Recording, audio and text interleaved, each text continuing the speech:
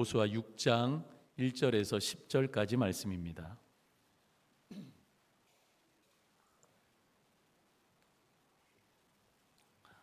여호수아 6장 1절에서 10절까지 저와 여러분들이 한 절씩 교독하도록 하겠습니다.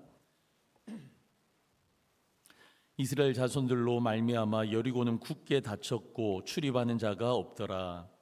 여호와께서 여호수아에게 이르시되 보라 내가 여리고와 그 왕과 용사들을 내 손에 넘겨 주었으니 너희 모든 군사는 그 성을 둘러 성 주위를 매일 한 번씩 돌되 엿새 동안을 그리하라.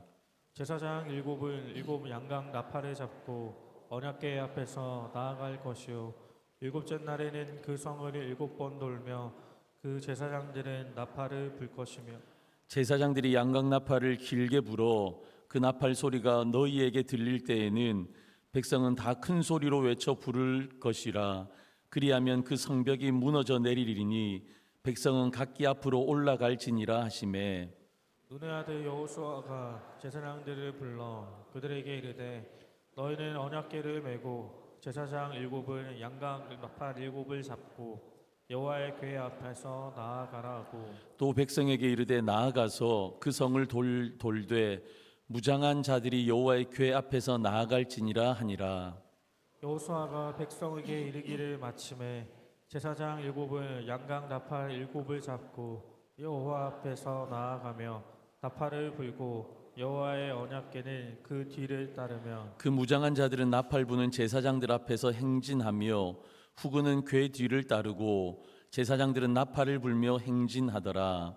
여호수아가 백성에게 명령하여 이르되 너희는 외치지 말며 너희 음성을 들리게 하지 말며 너희 입에서 아무 말도 내지 말라. 그리하다가 내가 너희에게 명령하여 외치라 하는 날에 외칠지니라 하고. 아멘. 그런 생각이 드네요. 우리 교회, 우리 중동교회 참 좋은 교회입니다. 아멘이십니까? 우리가 믿는 우리 예수님이 정말 좋은 분이십니다. 믿으십니까? 아멘. 우리가 그 믿음으로 이 시간 함께 나아가는 줄로 믿습니다. 여호수아 강의 계속 진행하고 있는데 여호수아서 구조 한번 볼까요? 그럼 1장에서 5장까지는요 정복 전쟁을 위한 준비 과정이었습니다. 그러니까 지난주까지 진짜 전쟁의 스토리는 아니고 전쟁을 위해서 준비하는 내용이었습니다. 그리고 오늘부터 살펴볼 6장에서 12장은 진짜 이제 정복 전쟁을 하는 겁니다. 진짜 전쟁을 하는 스토리. 그리고 이제 13장에서 21장까지는 전쟁을 하고 난 이후에 이 가나안 땅을 지파들에게 분배하는 내용이 21장까지고요. 그리고 22장에서 24장까지는 여호수아가 하나님의 부르심 전에 마지막으로 백성들 가운데 유언하는 그런 내용입니다. 오늘부터 이제 6장에서 12장까지 진짜 전쟁의 스토리, 어떻게 보면 여호수아서의 가장 스펙타클하고 재미있는 스토리이기도 하지요. 그 말씀을 이제 나눕니다. 그럼 이스라엘 백성들이 처음 상대해야 할 성은 여리고 성입니다. 여러분 다 들어보셨고 오늘 이 여호수아 6장의 말씀, 이 스토리도 여러분들 잘 아실 거예요. 가나안의 출입구를 지키는 성이었어요. 여리고 성은. 그래서 가나안의 출입구를 지키는 성답게 가나안의 여러 요새들 중에 가장 견고한 성이 여리고 성이었습니다. 그러니까 정상적인 군사 작전으로는 정복하기가 거의 불가능한 지형 조건을 가지고 있는 곳이 여리고성입니다. 우리 그림 한번 볼까요? 이해가 되실 거예요. 저기 보시면 여리고성의 모습인데 여러분 저렇게 이 경사진 각도가 있어요. 저기 35도의 각도인데 이 경사지 35도의 각도 때문에 자연적인 방어벽 구실을 저 모양 자체가 하고 있는 겁니다. 그리고 벽은 이중벽이에요. 이중벽이었는데 이 내성이 외성보다 거의 2배나 두꺼웠습니다. 그리고 그 두께가 얼마나 두꺼웠냐면 요즘 이 4차선 도로에 맞먹는 두께였다라고 합니다. 만만치 않죠. 이 성을 이렇게 차지한다는 것이. 특별히 요새화된 중요한 부분의 높이는요, 저기 미터가 나왔는데 한 7m, 7.5m. 그러니까 두께도 한 6m가 넘어가는, 웬만한 공격에도 끄떡없는 그런 성이 여리고성입니다. 게다가요, 저 도시가 저렇게 위에 있잖아요. 위에 있다 보니까 저기 높은 데 있는데 요소마다 설치된 망루가 있었어요. 그러니까 그 망루에서 이렇게 보면 수키로 떨어진 곳까지 시야가 확보되는 거예요. 그러니까 적군이 이렇게 올 때, 상대방이 적군이 올 때 적군의 동태를 한눈에 파악할 수 있었던 겁니다. 그런데 저 여리고 도시 안에 있는 병사들은 어떤 병사들이었느냐? 수많은 전투에서 단련된 막강한 병사들이었습니다. 그러니까 요즘으로 치면 이 여리고는 최첨단 방어 시설로 무장한 요새였습니다. 악조건이죠. 이 성을 점령한다는 것은. 여러분, 이런 악조건 속에서도 이스라엘은 여리고를 반드시 정복해야 했습니다. 왜냐? 여리고는요, 군사의 요충지였고 그리고 교통의 요충지였습니다. 가나안의 중심부로 이제 들어가야 되는데 가나안의 중심부로 가는 거점이 여리고예요. 그리고 왜 반드시 승리해야 하느냐? 가나안에서 일어난 첫 번째 전쟁인 거예요. 그러니까 첫 번째 전쟁이라는 상징성도 있기에 이스라엘은 어떤 희생을 감수하고서라도 반드시 승리해야 하는 전쟁이 여리고 전쟁입니다. 여러분, 이 첫 전쟁부터 패했다. 그럼 사기가 어떻게 되겠어요? 첫 번째 전쟁부터 지면요, 그 다음 사기는 꺾일 대로 꺾이니까 여러분, 이 첫 번째 전쟁이 정말 중요했던 겁니다. 오늘 1절 말씀이 의미심장합니다. 이스라엘 자손들로 말미암아 여리고는 어떻게 되었다고요? 굳게 닫혔고 출입하는 자가 없더라 말씀하십니다. 여러분, 난공불락이었던 여리고 성의 문은 굳게 닫혀 있었어요. 출입하는 자가 없었어요. 여러분, 이게 뭐냐면 제가 그림을 통해서 설명도 해드렸는데 이스라엘 백성들의 힘으로는 도저히 어떻게 할 수 없는 그런 상황이었다라는 겁니다. 그들의 힘으로, 그들의 전투력으로 이길 수 있는 전쟁이 아니라는 것을 말씀하고 있는 겁니다. 상황이 최악이에요. 첫 번째부터 너무 힘든 상대, 너무 힘든 성을 만난 거예요. 그런데 2절에 하나님의 선언이 나옵니다. 우리 같이 한번 읽어봅니다. 시작. 여호와께서 여호수아에게 이르시되 보라, 내가 여리고와 그 왕과 용사들을 내 손에 넘겨 주었으니. 아멘. 내 손에 넘겨 주었으니.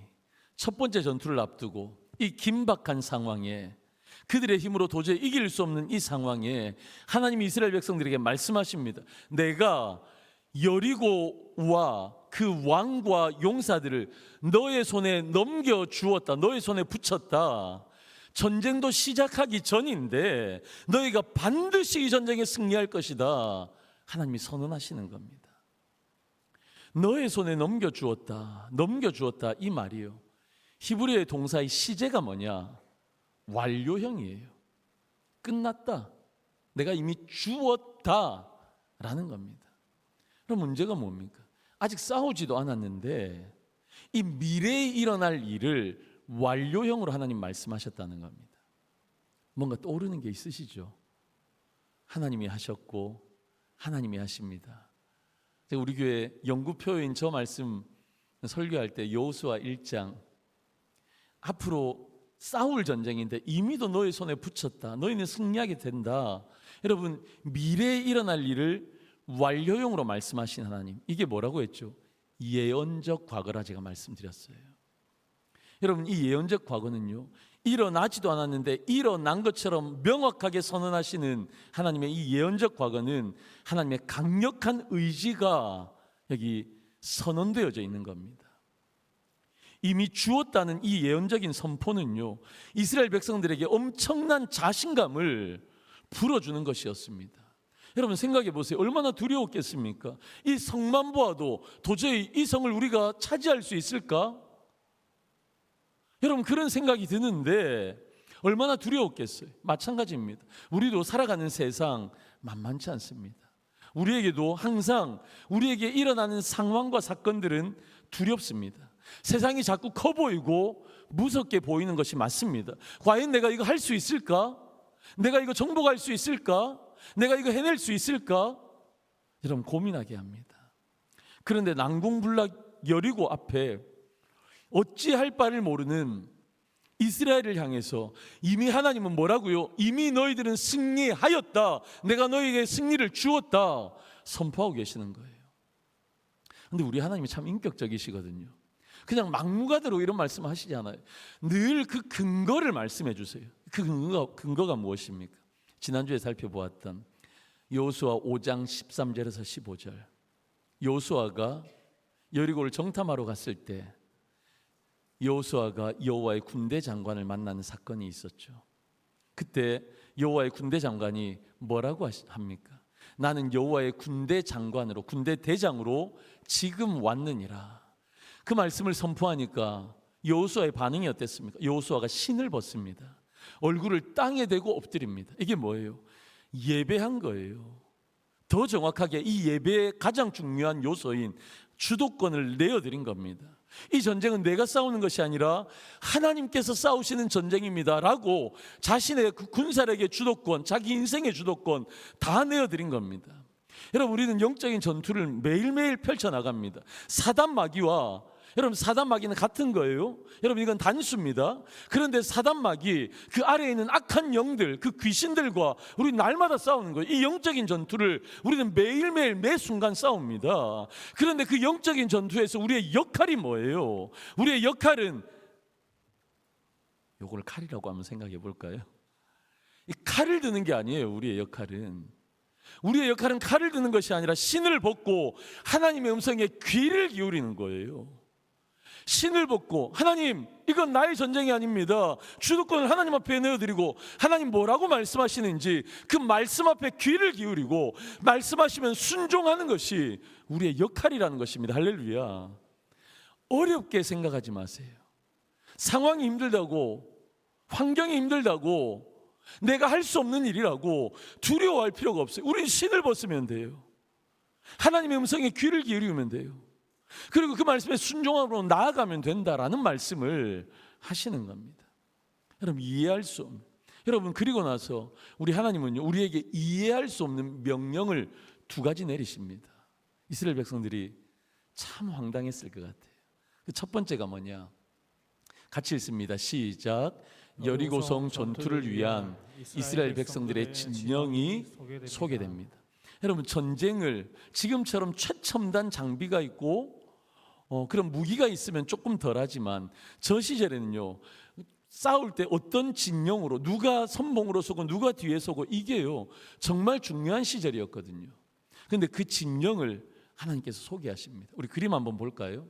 어떤 진영이었냐면 제일 처음에 제일 선두부대가 누구냐? 양각 나팔을 부는 7인의 제사장들이었습니다.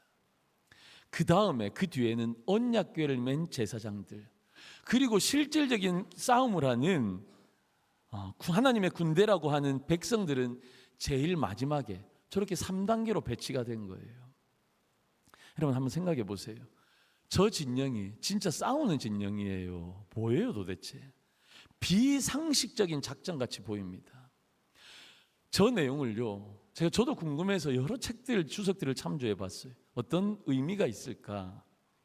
제가 참조한 책 가운데 송태근 목사님이라고 3일교회를 목회하시는 목사님인데 제가 참 좋아해요. 이 목사님 책을 읽어보았더니 이런 해석이 있는데 제가 공감이 되었습니다. 또 귀한 인사이트가 있어서 여러분들에게 소개해 드릴게요. 이 행진에는 몇 가지 중요한 상징이 있는데, 첫 번째는 양각 나팔을 분다. 여러분, 제일 처음에 양각 나팔을 부는 7인의 제사장이 맨 앞에 서는 거거든요. 아유, 센스 있게 감사합니다. 양각 나팔을 부는 7인의 제사장들이 있는데, 양각 나팔을 분다고 할 때 여러분, 이 나팔을 분다는 이게요, 히브리어에 두 가지 동사가 있습니다. 첫 번째는 하초치라라는 단어가 있고, 두 번째는 소파르라라는 단어가 있어요. 근데 이 하초치라라는 단어는 무슨 의미냐면, 양각 나팔을 웅 부는데 이 하초치라라는 단어를 써서 불 때는 전쟁을 하자는 선포입니다. 한판 해볼까? 한번 붙어볼래? 이제 전쟁 시작하는 거야. 요이 땅 하는 의미예요. 근데 소파르란 단어, 이 소파르란 단어로 분다, 양각 나팔을 분다 할 때는 전쟁을 시작하는 의미가 아니라 오히려 전쟁이 끝나는 느낌이에요. 이미 이 땅에 평화가 왔다는 선언입니다. 제가 송태근 목사님 책을 읽는데 그렇구나. 근데 문제가 뭐냐면 오늘 본문에 양강나팔을 분다고 할 때 어떤 단어를 쓰고 있냐면 소파르란 단어를 쓰고 있는 거예요. 여러분, 그러니까 지금 우리가 상식적으로 볼 때는 하초치라의 양강나팔을 불어야 돼요. 이제 전쟁하자 선언하는 겁니다. 그런데 그게 아니에요. 소파르.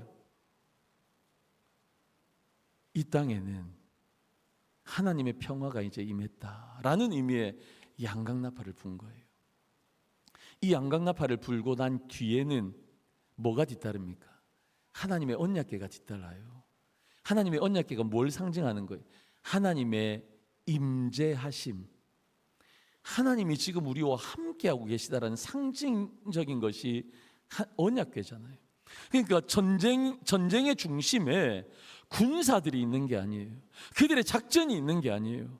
하나님의 임재가 그들의 중심에 있는 것입니다. 하나님의 임재가 있을 때만 경험하는 평화, 하나님의 그 평화를 그들은 선포하고 있는 겁니다. 이 땅에 하나님의 임재, 하나님의 일하심, 하나님의 함께하심을 지금 선언하고 있는 겁니다. 여러분 생각해 보세요. 이스라엘 백성들 두려웠을 거예요. 염려와 근심이 있었을 거예요. 특별히 여호수아가 아닌 일반 백성들은 오히려 더 두려웠을 거예요. 정확하게 뭐가 어떻게 흘러가는지도 모르는 거예요. 마찬가지입니다. 여러분, 우리는 살아가는 순간순간마다 얼마나 많은 여리고성을 만납니까? 우리의 힘으로 정복할 수 없는 그 수많은 여리고들을 우리가 만나잖아요. 그때 여러분들의 마음이 어떻습니까? 전투력이 불타나요? 한판 해보자 하나요? 여러분, 그게 아니라 오히려 우리는요, 그럴 때 두려워요. 근심이 쌓여요. 내 힘으로 이길 수 없으니까 이걸 어떻게 해볼까? 여러분, 그런 생각들이 우리가 더 많은 거예요. 근심과 두려움, 염려. 여러분, 우리 현대인들은 그런 염려와 근심거리를 안겨주는 여러 요소들이 있습니다. 그 첫 번째가 뭐냐, 제가 한번 생각을 해보니까 디지털 과부하의 상태입니다. 여러분, 문제는 요놈이에요. 요놈. 제가 말씀을 준비하다가 이 핸드폰을 한번 봤어요. 이 핸드폰이 없었던 우리 어린 시절에 어땠어요? 여러분, 친구들하고 노는 게 더 즐거웠어요. 요즘 애들 다 이거 보고 다녀요. 여러분들 자신을 곰곰이 생각해 보세요. 길을 걸어가는데도 그냥 걸어가지 않아. 이걸 꼽고 이걸 듣든지 아니면 이걸 보면서 걸어가는 사람, 저도 그럴 때 있거든요. 여러분, 그런데 이걸 보면 어때요? 이 스마트폰 안에 SNS가 있어요. 뉴스 앱이 있어요. 이 나라에 어떤 일들이 일어나는지, 지구 반대편에서는 또 무슨 일이 일어나고 있는지 24시간 끊임없이 그런 정보들에 노출되어 있는 거예요. 그래서 우리는 비교, 경쟁, 자극적인 소식들로 인해서 불안합니다. 초조합니다. 몰라도 되는 것을 너무 많이 알고 살아가는 거예요. 그리고 더불어서 나를 좀 쉬게 해줘야 되는데 그 쉬는 시간에 자꾸 이런 거 들여다보면서 우리의 마음이 자꾸만 분주한 거예요. 여러분, 소파리의 나팔이 들리지 않는 이유, 하나님의 평화에 그 놀라운 선언이 들리지 않는 이유가 뭡니까? 너무 많은 소음 때문에, 이런 소음 때문에 하나님의 소파리의 하나님의 평화가 들리지 않는 겁니다. 여러분, 이런 두려움과 불안의 요소들이 우리 가운데 있는 거예요. 또 다른 편에서 여러분, 어떻게 보면 이게 더 심각해요. 우리 모두는요, 동일합니다. 미래에 대한 불확실함 때문에 두려움이 있고 염려가 있습니다. 미국 심리학회에서 2023년 보고서를 작성했는데 응답자의 62%가 미래에 대한 불확실함 때문에 앞으로 일어나지도 않은 일에 대해서 지속적으로 염려하고 근심하고 걱정한다는 거예요. 100% 가운데 62% 이상이. 한국보건사회연구원의 2024년 조사에서는요, 성인 10명 중에 7명이 아직 발생하지도 않은 문제 때문에 자주 걱정한대요. 국민연금공단의 2023년 조사에 따르면 응답자의 68%가 내 노후 생활에 대해서 불안해한다라고 응답하고 있습니다.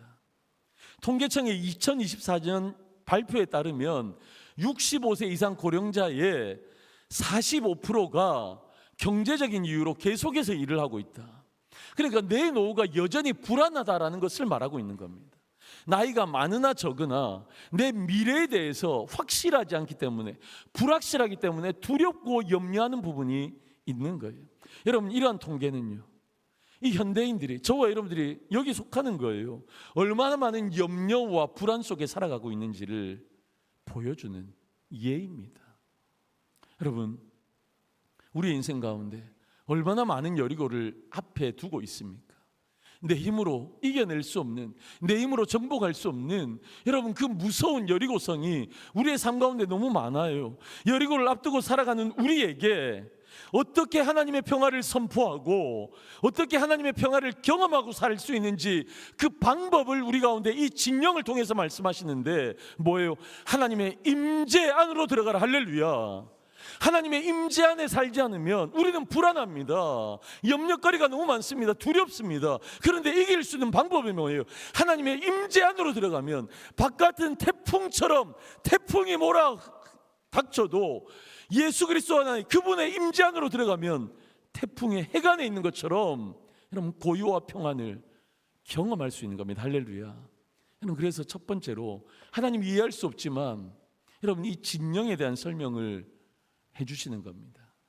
하나님이 이해할 수 없는 두 번째 명령은요, 침묵하고 여리고성을 돌라는 거예요. 여리고성을 도는데 그냥 도는 게 아니라 말하지 마라, 잠잠하라, 침묵하라 말씀하시는 겁니다. 여러분 우리의 상식적인 생각은 지금 이런 난공불락인 성을 앞에 두고 있으니까 뭐 무기를 점검하라라든지, 성벽이 있잖아요. 성벽이 있으니까 어때요? 성벽이 너무 견고하니까 저 밑에부터 한번 깨 부숴보자, 망치에 정을 해서 이렇게 한번 깨 부숴볼까, 이런 전략도 아니에요. 성벽을 기어 올라가야 되니까, 싸우려면 성벽에 올라가야 되잖아요. 그러니까 뭐 사다리를 만들고 1조 2조 어떻게 하냐. 여러분 이런 것과는 전혀 상관없는, 전쟁과도 상관없어 보이는 성주의를 돌라. 그것도 하루에 한 번씩 6일을 돌라. 마지막 7일째는 7바퀴를 도는데 마지막 바퀴에 돌 때 사인을 주면 큰 소리를 치라. 우와 하고. 그런데 마지막 나팔을 불며 소리치기 전까지는 너희 모두가 침묵해야 한다 라는 명령을 하십니다. 그럼 조용히 침묵으로 도합 13바퀴를 돌라는 거예요. 우리 10절 말씀 같이 읽습니다. 시작. 여호수아가 백성에게 명령하여 이르되 너희는 외치지 말며 너희 음성을 들리게 하지 말며 너희 입에서 아무 말도 내지 말라. 그리하다가 내가 너희에게 명령하여 외치라 하는 날에 외칠지니라. 아멘. 여러분 우리가 인간적으로 생각해 보면요, 특별히 침묵하라는 이 하나님의 명령은 이해가 잘 되어지지 않아요. 근데 우리가 이 이스라엘의 역사, 이 여호수아 6장만 볼 게 아니라 민수기 그 이전부터 이스라엘의 역사를 보면 이게 이해가 되어져요. 왜 침묵하라 하셨는지.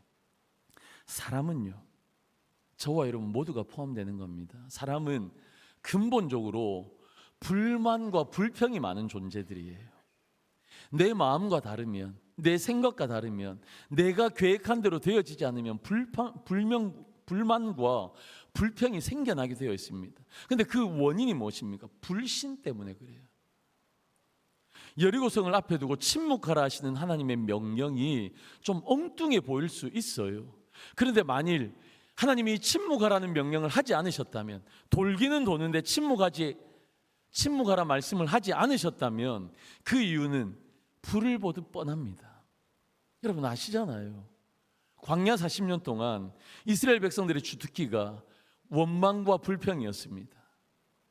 그들이 마음에 들지 않으면 거침이 없었습니다. 조금만 불편하면 어땠습니까? 하나님께 원망하고 불평했습니다. 그러니까 이 이스라엘 백성들의 가장 어려운 시험이 뭐였냐? 그것은 침묵이었습니다.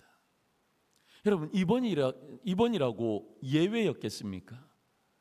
아마 그들이 여리고성을 돌면서 불평했다면 그들이 완주해야 될 바퀴 수는 13바퀴였는데 완주하지 못했을 거예요.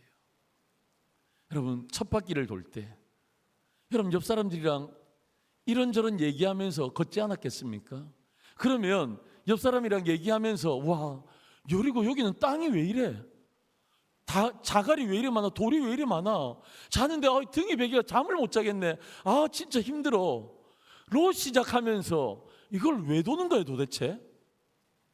이걸 도대체 왜 돌아야 되지? 다리 아파 죽겠네 살겠네.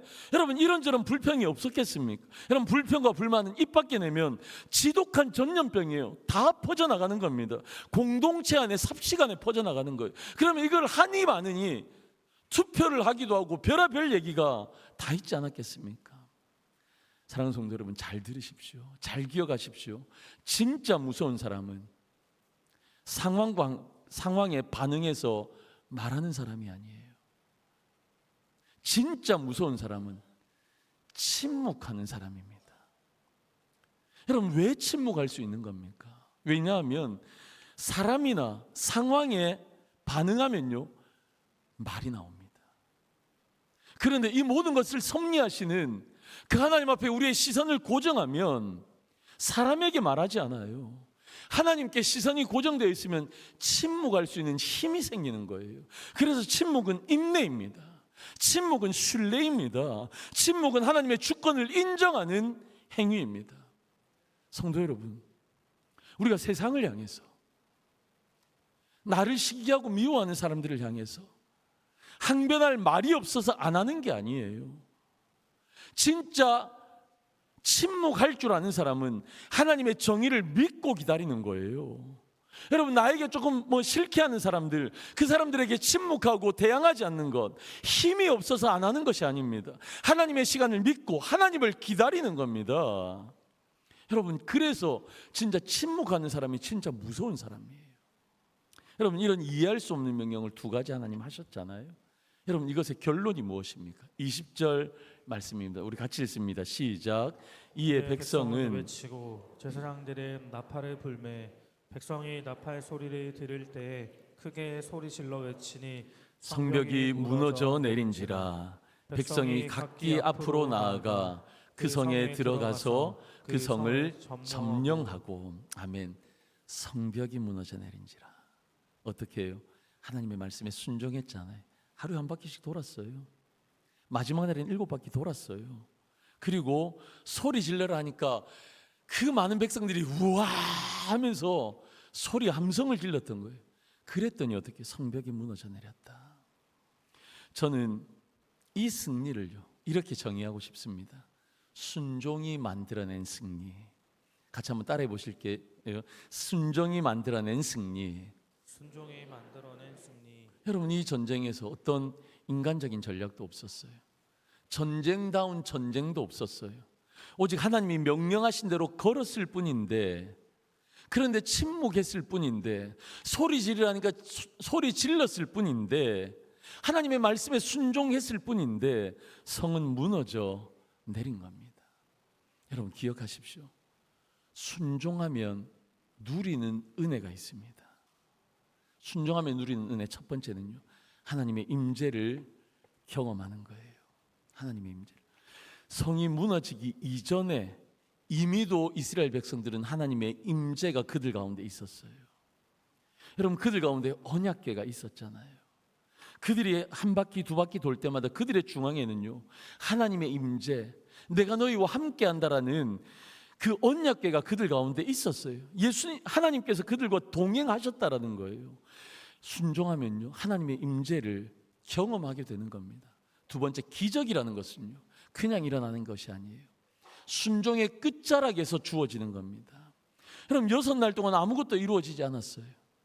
한 바퀴를 돌 때도 5바퀴 6바퀴를 돌 때도, 그리고 7째 날에 한 바퀴 두 바퀴 13바퀴가 돌 때까지도 어떤 기적도 일어나지 않았습니다. 그러나 그들을 포기하지 않았죠. 여러분 반복되는 하나님의 말씀에 끝까지 순종했을 때 하나님의 기적을 본 거예요. 여리고성이 무너지는 것을 본 거예요. 기적은 순종의 끝자락에 주어지는 겁니다.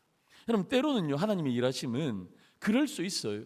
우리가 순종하기로 마음을 먹었을 때 순종도 안 했어요. 마음만 먹었는데도 하나님께서 기적을 베푸실 때가 있어요. 응답하실 때가 있어요. 그런데 대부분 젖 먹는 신앙 말고요, 단단한 음식을 먹는 성도들에게는 하나님께서 시간을 주십니다. 기다리는 시간. 기적은 순종의 끝자락에 주어지는 겁니다. 세 번째는요, 하나님이 쌓으시는 삶의 평안을 경험하는 겁니다. 순종했을 때 하나님의 평안을 경험하는 거예요. 여러분, 하나님이 싸우셨습니다. 그들이 싸운 거 아니에요. 하나님이 싸우실 때 그들은 뭐 했습니까? 그들은 예배했습니다. 양강나팔을 분다는 것 자체가 그들의 삶의 예배였습니다. 그때 진정한 하나님의 평안을 순종했을 때 그들은 경험했던 겁니다. 여러분, 그런데요, 문제는 우리는 그 순종 한 가지를 하지 못하는 거예요. 우리 안에 있는 죄성이 하나님 말씀하심에도 불구하고 그 한 가지 순종, 그거를 제대로 하지 못하는 겁니다. 하나님이 아담과 하와에게 다 주셨잖아요. 그들이 왕인 것처럼 다 누리게 하셨잖아요. 그런데 하나님께서 은혜의 장치 한 가지 하지 말라는 것이 있었어요. 선악을 알게 하는 나무는 먹지 말라. 이것이 너와 나 사이의 약속이다, 언약이다. 그래서 이거 할 수 없는 한 가지를 바라보면서 이거 선악과 하나 먹지 않는 것, 그걸 통해서 하나님이 우리의 주인이시구나, 하나님이 에덴의 왕이시구나 고백하며 인정하기를 원하셨던 겁니다. 여러분, 이것은 은혜의 장치였습니다. 그런데 아담과 하와는요, 그 선악과를 따먹었습니다. 하나님이 요구하시는 것은 오직 그 한 가지 순종이었는데 그걸 지키지 못했던 거예요. 여러분, 우리가 아담과 하와에게 돌을 던질 수 있나요? 왜 그랬냐고 반문할 수 있나요? 우리도 그렇잖아요. 그런데 예수님은 어떠셨습니까? 예수님이 십자가 지시기 전에 겟세마네 동산에서 예수님 기도하십니다. 그런데 그때 예수님께서 뭐라고 기도하십니까? 예수님의 기도의 시작은요, 이 잔을 나에게서 옮겨 주옵소서. 십자가 지기 싫다는 거예요. 그런데 기도가 깊어지면 길수록, 아버지와의 그 교제가 깊어지면 깊어질수록 예수님의 마지막 기도는 어떻게 변합니까? 이것이 하나님의 뜻이라면 기꺼이 순종하겠습니다. 나의 원대로 마옵시고 아버지의 원대로 하옵소서. 예수님은 그 한 가지를 순종해내신 겁니다. 여러분, 우리는 내가 하나님의 자녀라고 고백합니다. 그래서 우리 신앙생활합니다. 이 시간 그래서 우리는 예배의 자리에 앉아 있습니다. 그런데 여러분, 나를 한번 돌아보십시오. 자꾸 다른 사람 견눈질할 필요 없어요. 나를 돌아보십시오. 여러분, 예배도 드리고 헌신도 하고 은혜 받으면 간혹 눈물도 흘립니다. 그런데 결정적인 순간에 그분의 말씀 앞에 과연 내가 전적으로 하나님의 말씀 앞에 순종하고 있는가? 과연 나에게 원하시는 그 한 가지 순종을 내가 하고 있는가? 나를 한번 돌아보셔야 돼요. 마음이 어렵지만 도저히 하나님, 내가 저 사람은 사랑할 수 없습니다. 우리가 살면서 그런 사람 한두 명 있잖아요. 그런데 마음이 어렵지만 사랑할 수 없는 그 사람을 사랑하시라는 그 하나님의 말씀, 그 명령 앞에 내가 순종하고 있는가? 그 사람이 내 남편일 수 있고요, 내 아내일 수도 있고요, 우리 시어머니일 수도 있고요, 왼수 같은 내 자식일 수도 있고요, 직장에서 나를 그렇게 핍박하는 내 상사일 수도 있고요, 여러분들의 눈앞에 있는 저일 수도 있잖아요. 여러분, 그 말씀 앞에 순종하고 있습니까? 여러분, 때로는 하나님께서 우리 가운데 헌신을 요구하실 때가 있습니다. 오늘 김호 목사님 10,000원 말씀하셨는데, 난 10,000원도 싫은데, 이런 분도 있을 수 있어요. 내가 원하지 않는 헌신이지만 하나님께서 때로는 헌신을 요구하실 때 그 헌신 앞에 여러분들 혹시 순종하고 계십니까? 여러분, 내가 이 정도 헌신했고, 내가 이 정도 신앙생활 했고, 이 정도 사야겠다 생각하지만 그 안에 하나님이 원하시는 그 한 가지의 순종이 빠졌다면 여러분, 그건 가짜예요. 하나님으로 가득 차 있는 것이 아니라 내 것으로 가득 차 있는 거라는 겁니다. 오히려 내 방식대로 예배하고 내 방식대로 헌신했다면 그건 가짜입니다. 사랑하는 성도 여러분, 여호수아 6장은 단순한 승리의 장이 아닙니다. 하나님이 싸우시고 하나님의 방식대로 순종하며 예배하는 자들에게 주시는 하나님의 기적을 경험하는 스토리가 여호수아 6장입니다. 여러분, 오늘날 우리 앞에도 수많은 여리고가 있습니다. 무너뜨릴 수 없을 것 같은 가정의 문제. 여러분, 자녀들을 키우시면서 여러분들의 자녀들과 대화가 되시나요? 내 마음대로 내 자녀들이 따라주고 있나요? 우리 부부도 마찬가지죠. 한 몸을 이루었는데 진짜 한 몸 맞으십니까? 여러분, 때로는 여러분들 가운데 건강에 위기가 있는 분들, 여러분, 내 힘으로 어떻게 할 수 없는 여러분 여리고입니다. 여러분들의 어려운 재정의 문제, 여러분, 우리는 순간순간 여리고를 만납니다. 그때 하나님 우리에게 말씀하십니다. 너는 신을 벗어라. 너는 신을 벗으라. 너가 싸우는 것이 아니라 내가 싸울 것이다. 넌 나를 순종함으로 예배하라 말씀하시는 거예요. 사랑하는 성도 여러분, 잘 들으십시오. 이번 한 주간 살아가시면서 여러분들의 영적인 무기는 칼이 아닙니다. 우리의 무기는 순종의 예배인 줄로 믿습니다. 하나님의 임재를 중심에 모시고 하나님의 말씀대로 순종하며 침묵 속에서 하나님을 신뢰함으로 걸어가는 자들에게 하나님이 이렇게 말씀하시는 겁니다. 내가 여리고를 내 손에 넘겨 주었느니라. 할렐루야. 이 진정한 승리를 순종으로 취하시는 우리 사랑하는 성도님들 되시기를 주님의 이름으로 간절히 축원합니다. 아멘.